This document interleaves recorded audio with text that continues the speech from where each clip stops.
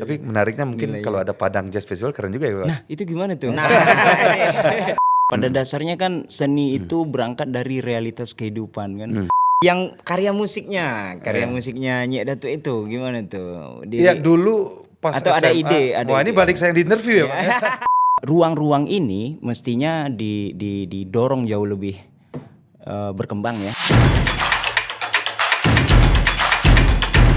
Assalamualaikum warahmatullahi wabarakatuh. Kawan-kawan semua, akhirnya kita bertemu di ruangan podcast terbaru dari FA Channel.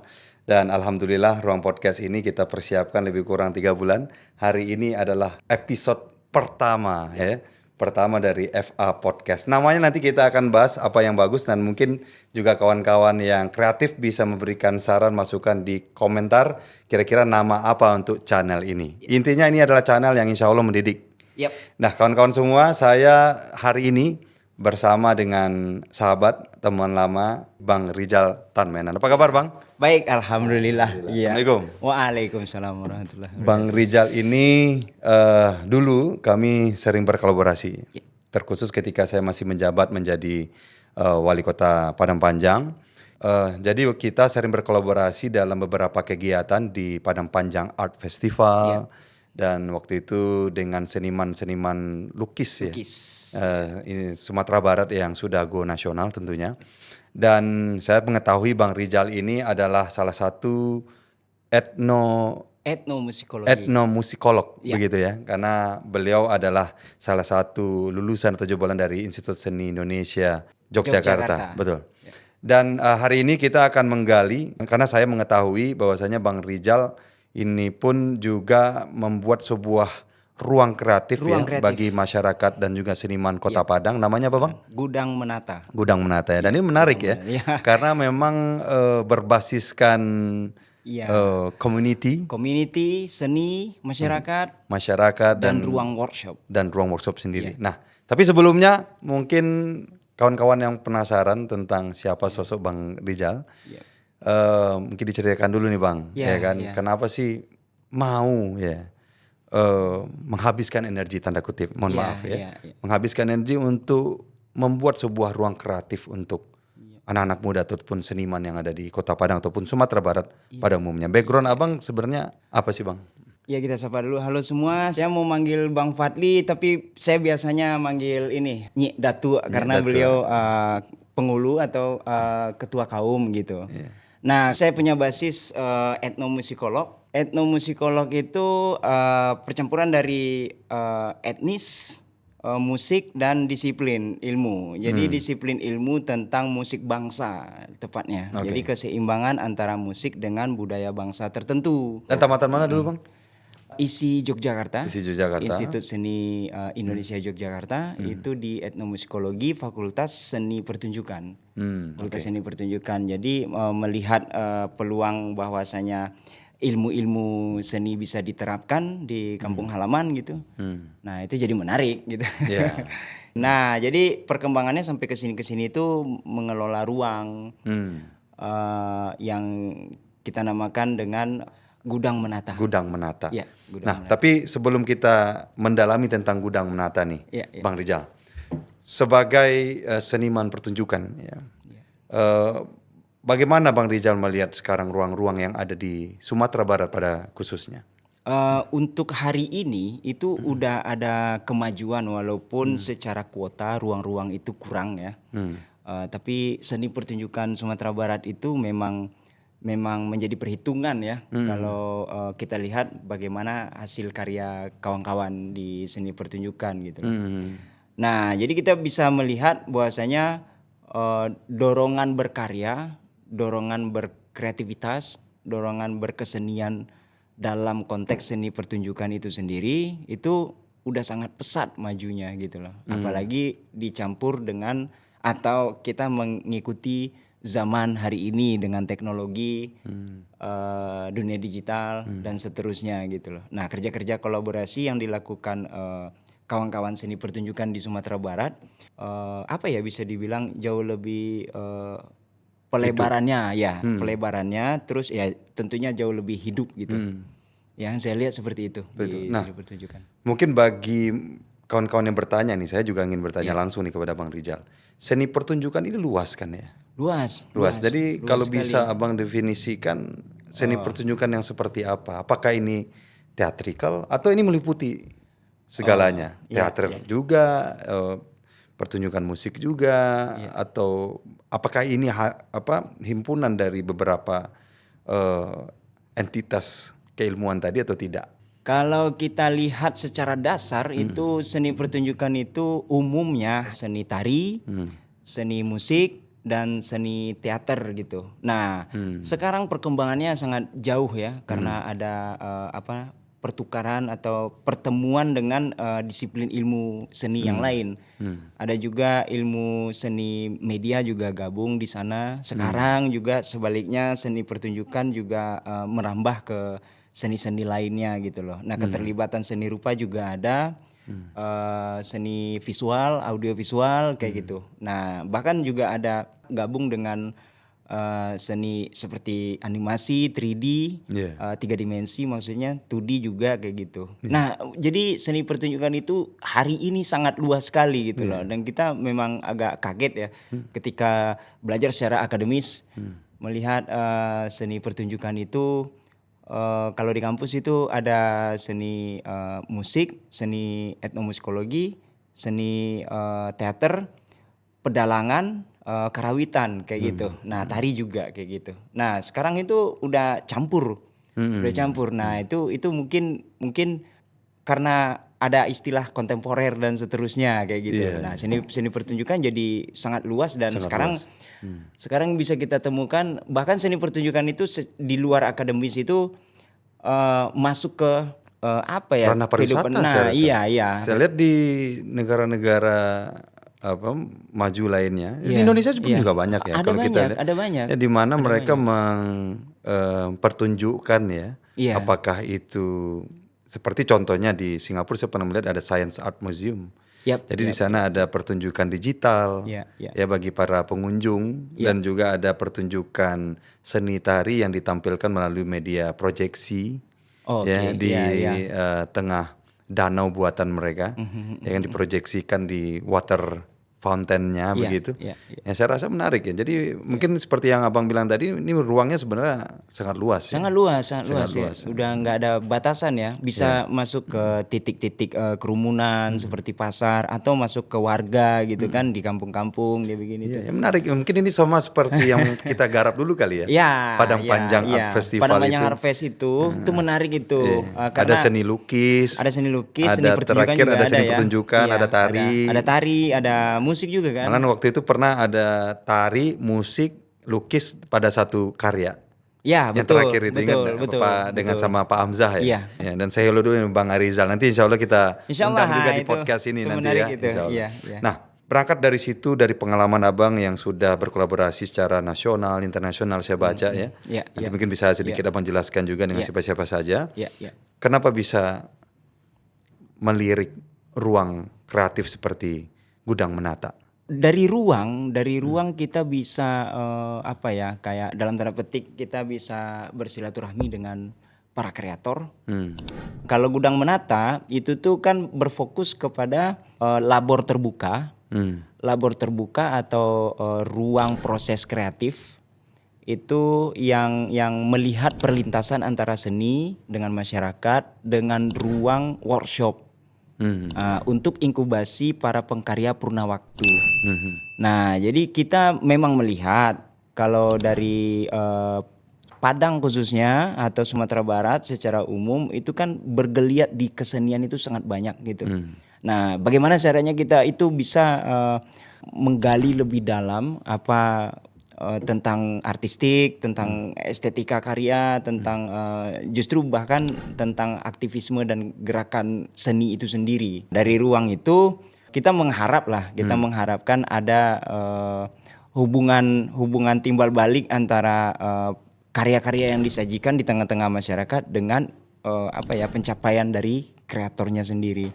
Kemarin itu kita buat festival, namanya itu festival Tapi Banda. Nah, Festival Tapi Banda ini pertemuan antara warga dengan beberapa komunitas komunitas seni gitu loh. Nah, jadi kita tuh terlibat dalam menggodok ide-idenya warga.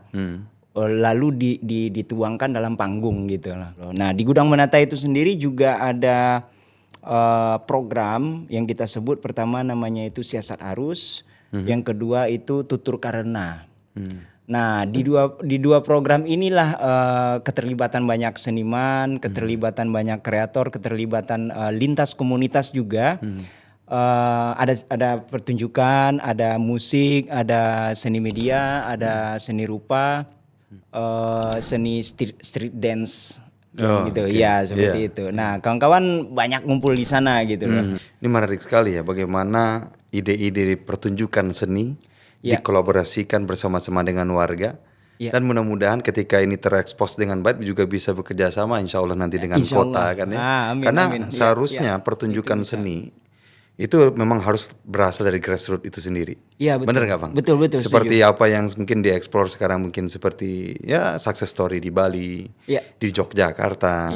Pertunjukannya pun juga bermanfaat bagi pembangunan image budaya dan juga image dari kepariwisataan kota itu tersebut kan. Dan saya rasa ini menjadi bagian penting tentunya, khususnya di Sumatera Barat loh Bang. Karena kita punya isi. Betul. Seni Indonesia. Betul. Di Padang Panjang. Nah, namun ruang-ruang serupa seperti ini saya yakin juga bisa mengevolve seni kita, pertunjukan seni kita. Yang tentunya sesuai dengan apa yang diinginkan oleh masyarakat itu sendiri. Nah, saya rasa Gudang Menata menjadi salah satu fine example. Contoh baik bagaimana seni pertunjukan ataupun seni secara luas itu memang berasal dari bawah, bekerja sama dengan masyarakat kan begitu kolektif seperti Abang sampaikan tadi, dan mudah-mudahan ini bisa menjadi pencitraan dari bagaimana seni dan budaya itu tumbuh berkembang di kota Padang ataupun Sumatera Barat pada umumnya, betul nggak Bang? Iya betul. Pada dasarnya kan seni itu berangkat dari realitas kehidupan kan, realitas sosialnya. Terus seni itu juga berangkat dari realitas yang ada di lingkungan gitu. Nah, kolase warga ini kan yang hasil dari seni yang dibikinnya itu kan yang perlu bertemu satu sama lain kan. Nah gitu yang menariknya di situ. Dalam bentuk festival juga bisa dibuat, dalam bentuk program-program juga bisa dicacah-cacah kayak gitu-gitu kan. Ya seperti dulu yang kita kolaborasi ada seni lukis, seni tari dan juga seni musik ya. Musik itu. Ada teatrikal juga kalau tidak salah. Ada tari dan musik tari, musik dan lukis. Dan juga ada waktu itu writer festival juga ada. Ini bekerja sama juga dengan seniman-seniman tari waktu itu. Jadi ketika kita dikunjungi oleh penulis-penulis dari Asia Tenggara, mereka pun juga menikmati pertunjukan-pertunjukan dari seniman-seniman kita. Temu penyair Asia Tenggara ya. Temu penyair Asia Tenggara waktu itu. Nah, Bang Rizal, per hari ini Gudang Menata langkah forwardnya apa? Yang pertama pastinya dengan kita konsisten dengan ruang, dengan program itu gitu. Langkah kedepannya bagaimana juga memperluas dampak kan, memperluas dampak, dan kita bisa juga lihat kota khususnya Padang bagaimana juga bisa menumbuhkan kantong-kantong budaya, kantong-kantong seni lainnya gitu, yang memang basisnya itu berangkat dari realitas kehidupan sosial masyarakat masing-masing gitu loh. Nah, jadi kedepannya itu ya berharap kalau bisa nih kita juga bekerja sama dengan banyak pihak lah ya, banyak stakeholder gitu loh. Intinya itu kalau dari ruang Gudang Menata semakin sering banyak ada kolaborasi, itu tuh kan bisa membocorkan cara dapur kerja tata kelolanya masing-masing tuh. Nah di situ tuh saling berbagi tuh. Nah, jadi ke depan melenturkan juga kolaborasi itu sendiri gitu loh. Nah ya Rizal pikir saat ini terlihat dari dua program, dari konsistensi kita menjalankan ide-ide ruang, semakin direkatkan dan juga memperluas dampak lah. Memperluas dampak gitu. Kalau bisa kita tanyakan ke Bang Rizal, harapannya seperti apa? Harapan baik bagi seni pertunjukan ataupun ruang-ruang kreatif yang ada di Sumatera Barat pada umumnya, itu seperti apa? Atau mungkin harapan berkolaborasi, apakah peran stakeholder seperti apa yang mungkin diinginkan bagi pelaku-pelaku atau penggiat-penggiat seni pertunjukan di Kota Padang ini? Kalau dari ruang Gudang Menata, Hmm.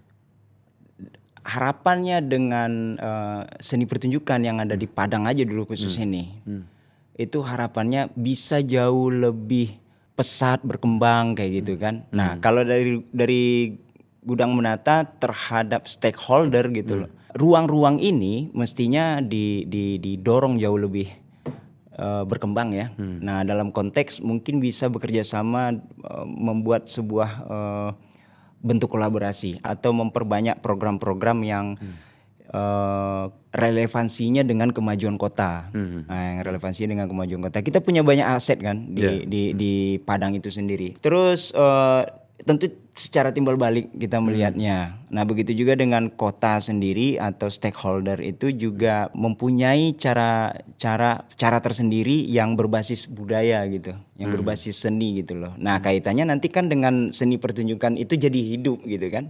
Ya, tentunya seni pertunjukan itu dalam pengertian yang lebih luas gitu. Dengan keterlibatan seni-seni lainnya gitu loh. Nah, dari ruang kayak gitu tuh. Ya, dan tentunya keterlibatan dari para penonton, Iya. pengunjung, Iya, pemerhati dan juga yang tentunya ingin mencari sisi lain dari pertunjukan seni di Sumatera Barat. Di Sumatera kan? Barat ya, Nah, secara kita berharap umum, seperti itu. Iya. Saya dulu memang dari dulu ya, walaupun tidak seniman begitu ya, Iya. tetapi sangat mencintai seni. Sini, iya. Ya, tadi saya sudah kasih video saya, Iya, ya. Tapi saya belum berani nih kasih video ini ke kawan-kawan semua. semua. Padahal saya sudah punya channel YouTube itu dari tahun 2006. 2006. Bayangkan. Iya. Oh, YouTube keluar ini 2005. kalau tidak salah 2005. Karena saya waktu itu kuliah di Amerika kan. Iya, iya. Saya kuliah di Amerika, saya download tuh aplikasi. Itu belum apa-apa. Bayangkan saja kalau saya beli sahamnya waktu itu, Bang. Udah kaya saya hari ini kan. Menarik itu. Dan bisa Ya, bayangkan. diaplikasikan Ya pada kan? Saya seniman masih yang ingat lain. ada salah satu teman dari, bukan teman ya, seniman teman dari bosnya Facebook, kalau tidak Facebook ya. Itu seniman ini disuruh membikin graffiti atau art instalasi di kantornya. Jadi instead of dibayar oleh Mark Zuckerberg, kalau salah ini Facebook, itu dia minta saham. Saya Oke. lupa namanya, dia ada channel YouTube-nya. Oke. Jadi sahamnya itu yang dulunya mungkin seni itu sekitar $10.000 lah begitu. Hari ini sudah jutaan dolar. Bayangkan. Iya, Nah, iya. jadi balik cerita tadi, kalau misalnya YouTube itu baru berkembang 2005, 2006 saya beli sahamnya walaupun $100 udah kaya raya saya hari ini kan begitu pasti ya. itu. Tapi itu pembicaraan lain, Bang, Iya, ya. iya. Nah, jadi dari dulu saya sangat-sangat berkeinginan ya untuk mengeksplor kebiasaan diri saya di bidang seni. Iya. Namun per hari ini karena itu sudah pupus lah begitu ya, karena sudah tua dan mungkin lagi kan. Saya serahkan saja kepada ahlinya, kepada Abang dan kawan-kawan. Tapi hari ini saya juga ingin setidak-tidaknya berkontribusi begitu. Iya. Terhadap apa yang saya cintai. Iya. Ya kan. Nah, apa yang saya lakukan selama di Kota Padang Panjang sebenarnya adalah cerminan tentang apa mimpi-mimpi saya tadi. Iya. Ya, apapun yang kita kolaborasikan dengan seniman-seniman, dengan lembaga seni dan lain-lain, itu adalah perwujudan dari itu sebenarnya. Tapi karya-karya seni Nyi Datuk selama katakanlah mengekspresikan mengekspresikan itu, kenapa nggak dirilis Nyi Datuk? Ya itu makanya. Terakhir kan sudah saya posting tuh, masih malu-malu kan begitu ya. Ini masih belajar yang ahlinya. Dulu tadi saya udah liatin juga ya. Nanti kita akan share nanti ya kepada kawan-kawan semua. Saya walaupun melalui GarageBand, aplikasi simpel, saya bikin solo improvisasi, saya main drum, saya main gitar dan lain-lain. Ya, tapi siapa tahu ruang itu kan tidak tertutup ya, Pak. Seperti Bang bilang tadi, seni pertunjukan ini luas. Luas sekali. Ya kan? Kenapa sekali. tidak? Walaupun sudah berumur 36 tahun, kita kolaborasi bareng nanti. Iya, ya kan? bisa. Abang kita etnomusikologinya, saya mungkin yang main alat-alat instrumen modernnya. Itu menarik gitu. itu menarik itu. Dan ini tadi kan Rizal lihat juga kalau ada Ethnic Jazz Festival ya yang itu kan. Nah, itu di tuh video itu ya. Iya, di video itu. Itu kenapa bisa tertarik untuk menulis itu? Iya, nah ini bagi kawan-kawan yang mungkin tadi belum nonton ya, saya sudah perlihatkan dia sama Bang Rizal. Ketika Bang Rizal menyampaikan etnomusikologi, saya sampaikan Malaka Straight Jazz Festival, yang mana itu diadakan di tahun 2006. Itu tahun pertama saya kuliah di Amerika. Jadi tahun pertama saya kuliah Amerika saya ambil History of Music kalau tidak salah. Oke. Jadi di akhir kelas itu saya diminta untuk membuat sebuah esai dan juga dokumentasi dari pertunjukan seni di daerah Oh, ya. masing-masing. Yang live ya. Tapi tidak harus daerah masing-masing sih. Kawan-kawan itu ya pergi konser di Washington State waktu itu. Oke. Yang saya kebetulan berkesempatan balik pulang kampung. Saya carilah konser-konser. Gak tahu kenapa saya dapat info tuh Malacca Straight Jazz Festival. Iya. Dan saya rasa itu kali pertama saya ke Pekanbaru tuh Bang. Di Pekanbaru ya. Di Pekanbaru waktu Iya, itu. iya. Kali pertama saya waktu itu ke Pekanbaru kalau nggak salah itu ya. Sampai sana saya videoin. Tahu nggak grade saya tuh 4.0 Bang. Perfect. Di kelas itu. Iya. Saya sampaikan. Berarti mengeksplorasi musik etnik di dalam ranah jazz itu sendiri. Iya, gitu? Malacca Straight Jazz Festival itu kan kebanyakan musik etnik kan. Iya. Nah, itu saya datang dan saya rekam dan saya sampaikan di esai saya. Menarik ini. Saya 7 jam jalan ke situ. Jadi profesornya ngasih saya 4 perfect kan begitu ya. Iya. Tapi menariknya mungkin kalau ada Padang Jazz Festival keren juga ya Bang. Nah, ini menarik Iya ini. kan, Bang, ya? Iya. Jadi kan eksplorasi musik-musik yang berbasis ada di daerah itu kan. Jadi bisa dituangkan di dalam. Ya, itu menarik itu. Dan pelakunya banyak. Banyak lah. Pelakunya banyak kan? Di Sumatera Barat banyak kan ya? Iya. Itu Ya yang apalagi dengan Sumatera Barat ya tentunya ya pelaku musik banyak gitu. Tadi itu yang belum kesampaian dulu ya. Nah, itu gimana tuh? Rencananya kan mau sampai segitu kan ya. Iya. Dulu sempat berbicara Padang Panjang Art Festival itu naik kelas menjadi seperti art jok gitu ya. Iya. dan Dulu kan itu apa namanya Padang Panjang Art Festival itu juga apa yang berkembang serinya ke Culture and Art Festival Iya, ya. malah waktu itu dulu ya. Cultural and Performance Arts Festival. Performance lebih, Art Festival. lebih besar lagi kan. Nah itu menarik itu. Itu masih dilanjutin nggak tuh? Nanti Iya, insya Allah Bang kalau terpilih lagi siap Bang ya. itu menarik itu Menarik, festival ya. kayak gitu itu. Ya artinya kan keterlibatan banyak pelaku kan juga ada Iya, di betul, situ betul. gitu Ya, loh. mudah-mudahan doain aja Bang lancar-lancar kan begitu ya Bang. Iya tuh amin banget itu. Nah terus apa namanya, yang karya musiknya Nyek Datuk itu gimana tuh? Iya dulu pas Atau ada SMA. ide, ada Wah ini ide. balik saya yang di interview ya Bang. Tapi gak apa-apa ya. Nggak apa-apa, nggak apa-apa. Ini cerita juga. Jadi dulu saya sering main band Iya. sama kawan-kawan. Kalau nggak salah dulu pernah live juga tuh di Arbes. Wah itu kalau Radio Arbes. Radio Arbes tuh ya. Iya, Kalau iya. misalnya anak-anak muda kan kalau masuk Arbes lumayan ya. Iya. Jadi dari SMP sudah tertarik musik. Nah, memang berangkatnya sebenarnya, nah ini saya salut juga sama orang tua saya nih. Iya. Saya dari SD itu dilesin piano, Oh disupport justru. piano, drum dan lain-lain gitu kan. Padahal orang tua saya ini old school banget, ya. Bukannya baby boomer lagi Bang, Oke. di atas baby boomer. Iya. Bapak saya kan lahir tahun 29, Yes. ya almarhum. Iya Ya. almarhum. Tetapi baru saya sadari hari ini, ternyata lebih gaul ayah saya daripada saya sekarang gitu sama anak-anak gitu ya. Iya. Karena saya lihat anak saya Asraf gitu kadang-kadang kalau dipaksa les, duh capek nggak dia ya?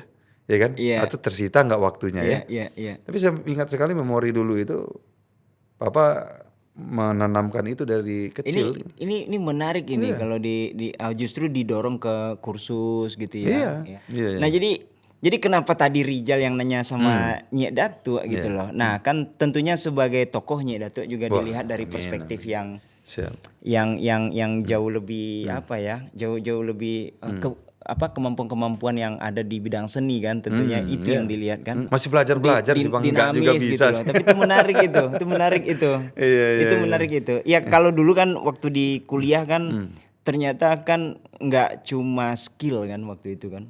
Juga Paling ini kan. penting sebenarnya keinginan, kemauan sih. Ya, itu dia yang tuh. kita belajar ya ini untuk seniman-seniman di luar sana ataupun untuk anak-anak muda di luar sana. Kadang-kadang mempunyai bakat saja itu tidak bisa Iya, maksimal ya. Iya. Tetapi harus ada perjuangan di situ. Betul Perjuangan, nggak, Bang? iya. Ya kan? Kita punya bakat boleh, tetapi kalau kita angkuh, kita tidak disiplin. Ini dia tuh. Ya, Bang. Tidak Ini poin disiplin tuh. ya tidak ya seperti saya lah. Mungkin dulu karena hobi main musik sudah bisa tetapi tidak mengeksplor lebih jauh kebiasaan itu. Iya. Tapi saya rasa bukan musik saja ya. Iya. Ini Sini. ini dari dalam ini podcastnya kali ini. Ya tapi begitulah Bang intinya. Saya dulu hobi bermain musik, ya kan? Hobi bermain musik. Nah, cuma tidak terlalu mendalami. Iya. Tapi kenapa tidak hari ini di usia 36 tahun kan tidak ada yang terlambat kan ya. Ya. Siapa tahu kita bisa kolaborasi dengan anak-anak muda di luar sana nanti kita bikin pagelaran apa begitu. Iya. Iya kan? Itu apa namanya? Nyek Datuk itu membuat musik itu atau idenya setelah ini gitu. Apa kira-kira tuh? Kalau masih ada Ada sisa-sisa ya, sisa-sisa talent tadi itu ya. Iya. Rencana sih ada. Kemarin kan mungkin kalau dilihat di Facebook, YouTube saya, Iya. di Instagram saya kan posting tuh. Oke. Oh iya yang Dari kemarin itu sekian tuh. lama nggak main musik, akhirnya kemarin beranikan diri buat posting main musik sama kawan SMA ya. Saya pikir kan, wah ini asik juga nih kalau misalnya kita bisa bikin suatu mini konser lah atau apa istilahnya itu? Ya, showcase gitu ya. Showcase gitu ya. Saya bersama Bang Rijal dan kawan-kawan seniman kita main musik bareng sambil chit-chat. Saya kan hari ini juga sering turun juga Bang. Iya, biasa Bang sedang berikhtiar kan begitu ya. Iya. Nah, sering turun, saya kepikiran kenapa enggak ya kita turun berhadapan dengan millennials dan Gen Z ya melalui bungkusan seni pertunjukan tadi. Iya. Dan di situ kan kita bisa lentur, bisa berbicara santai, nongki-nongki sambil berdiskusi lah tentang apapun. Nah itu cita-cita sih. Itu menarik itu menarik itu ada storytelling di balik itu. Gitu ya Ada bercerita lah narasi, mungkin banyak juga di setiap pertemuan-pertemuan saya dengan kawan-kawan gitu dengan masyarakat dan lain-lain itu banyak juga yang penasaran gitu backgroundnya apa kan kalau sekarang tidak terlalu kaku sih Bang ya untuk memperkenalkan diri kita kita kan tahu saya politikus kan tapi tidak terlalu kaku sih untuk memperkenalkan diri tidak harus berbentuk debat atau pidato gitu kan lebih lentur sih nah kenapa tidak tuh ruang ke situ tapi itu mungkin temanya itu dan itu insya Allah ya nanti kita akan kulik juga tuh Bang nanti itu. Ya kalau bisa FA Channel ini juga memotivasi dan juga memberikan inspirasi nih bukan hanya di bidang seni tentunya ketokohan seperti Abang tetapi tokoh-tokoh lain yang kita undang saya berharap Abang ikut bersama-sama dengan saya itu bisa kan kalau tidak saya Abang kalau bisa kita berdua kita kroyok tuh satu narasumber berdua kan itu kita kulik ya boleh juga kan itu tuh gimana kalau besok dari podcast ini kita bisa undang beberapa lokal hero lah lokal hero nggak harus gitu seni kan ya lokal hero ya lokal hero nggak harus seni kan ya nggak harus seni bidang apapun gitu loh. Nah lebih luas kita bisa mengetahui bagaimana perspektif mereka kayak gitu kan. Nah ini kalau menarik kawan-kawan mohon dibuat di komentar sana ya nah, kan. Itu, supaya nanti kita baca satu-satu ya Bang ya. Karena bagaimanapun ini starting point. Tapi sangat bersyukur ada Bang Rijal menemani saya. Dan mudah-mudahan ini juga berlanjut. Insya Allah ini akan menjadi channel yang mendidik. Setuju nggak Bang? Setuju. Ya kan? Setuju. Jalan, ngeng kita. Dan semuanya tadi harus diperjuangkan. Wah ini dalam lagi kan? Iya. Mudah-mudahan podcast ini bisa menjadi cerita inspirasional bagi kita semua. Ya dan memang kita mengetahui ini adalah tahapan awal. Pasti banyak kelebihan dan kekurangannya Bang ya. Tetapi saya senang sekali bisa berada bersama dengan Bang Rijal di podcast ini dan tadi saya sudah rayu Bang Rijal untuk ikut untuk menyukseskan FA Channel ini podcast ini dan beliau pun insya Allah setuju ya Bang ya? Insya Allah setuju ya? Dan mudah-mudahan kawan-kawan tunggu tanggal mainnya episode-episode selanjutnya dari podcast FA Channel. Terima kasih banyak. Assalamualaikum warahmatullahi wabarakatuh. Saya rasa berapa ini? 17 ya? Baru 17 menit. Iya, santai aja. Belum masuk. Oke. Nah, sekarang berarti Abang jadi